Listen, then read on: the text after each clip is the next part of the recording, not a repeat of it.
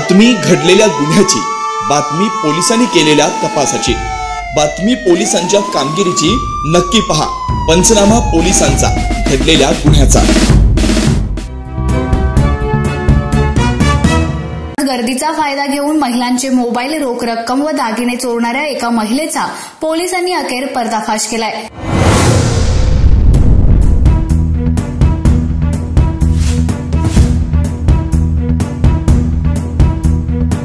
मान तालुक्यातील प्रसिद्ध गोंदवले मंदिर परिसरात गर्दीचा फायदा घेऊन महिलांचे मोबाईल, रोख रक्कम व दागिने चोरणाऱ्या एका महिलेचा पोलिसांनी अखेर पर्दाफाश केलाय। सदर महिला बस स्थानक, मंदिर व इतर गर्दीच्या ठिकाणी गळ्यातील ओढणी, हँडबॅग अथवा पिशवीचा आडोसा करून चोरी करत असल्याची माहिती समोर आली होती। दहिवडी पोलिसांनी याबाबत एक सतर्कता संदेश जारी करत नागरिकांना तिच्या हालचालींबाबत माहिती देण्याचं आवाहन केलं होतं। पोलिसांकडून व्हायरल करण्यात आलेल्या संदेशानुसार तिच्याकडे श्री रामचंद्र विष्णू बाबर कापड दुकान असे लेबल असलेली पिशवी आढळून आली होती। तसेच ही महिला मान किंवा खटाव तालुक्यातील असावी असा संशय व्यक्त करण्यात आला होता।